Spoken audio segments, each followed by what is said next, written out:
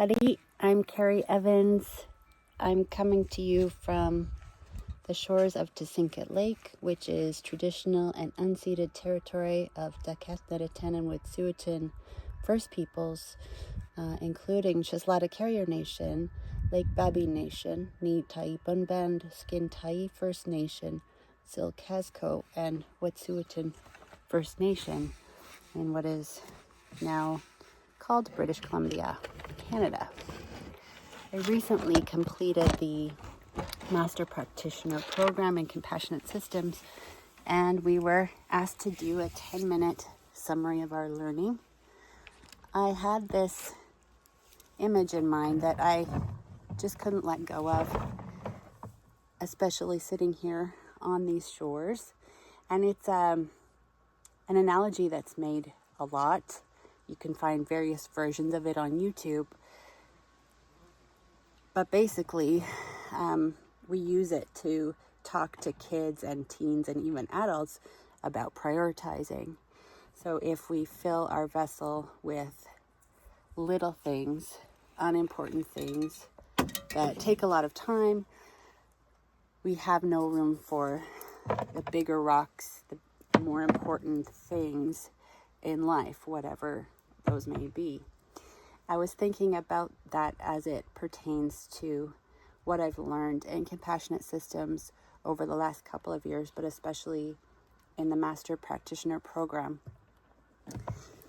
And I thought if I wanted to think about my job as a principal in a K-7 school and my life, the big rocks that I would need to make room for sure would be my health, my family, my partner, my, spiritual or religious or ideological path, and my family. But my work is also a very big rock. It takes a lot of time and energy, and I love my work, as those of you in education probably do too, or you wouldn't still be here. Some of the other rocks that are not as big but are also important and I need to find room for are, the individual kids in my school, the staff in my school. I need to find time for sleep, texting or calling my friends, finding time to spend with them, food security. I have a greenhouse, exercise, kind of important, my pet, my dog, who is a joy in my life. There's a lot of mid-sized rocks of really important people, really important tasks, moving my school forward, making sure kids can read, making sure teachers feel listened to and heard, meeting with them. And then I also have a whole bunch of sand in my school and work life and in my personal life, as do you, I'm sure. Things that I like to do, like watching Netflix on the couch when I'm tired, social media, emails and reports. They're important. I have to read them, but they're not the most important part of my work.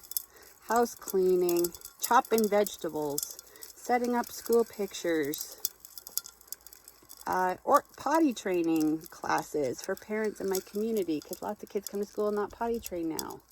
Doing custodial, doing laundry at the school, cleaning graffiti off the playground, setting up vaccination sites at my school, preparing workshops, a book club that I want to join. And it seems like as I've gone on in my career, the vessel just keeps filling up, and there's hardly any room for anything else to be added. What I found with compassionate systems is that it is not just a program. It's not a book that you can read and just add to. If I'm really embracing compassionate systems, it encompasses everything. It's a way of life. It's definitely a way of leadership, thinking about systems and how the system and everything in the system is interconnected to itself and everything else. But it can also touch my personal life, my relationship, my health, my sleep, my friendships. If I'm attending to contemplative practices and meditation, I had the vision, as I was thinking about my project, of the water of this lake and how it can fill in and find gaps. And I wrote about that in my digitation, that water can find little places to seep into cracks. It can fit where nothing else can go. It takes time. As you can see, at first the water stays on the top and it slowly trickles down. But it can touch and connect everything in this vessel, because it can go even around the tiniest grains of sand and the biggest rocks. It can find a path. And this is what Compassionate Systems work has done for my life. It's connected everything together, held everything together, and made every aspect of my professional and personal life better.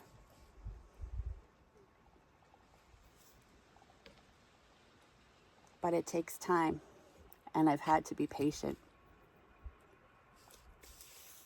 So thanks for watching my analogy. And if you want to send me a message of what Compassionate Systems has done for your career, your personal life, your meditative practices, I'd love to hear it.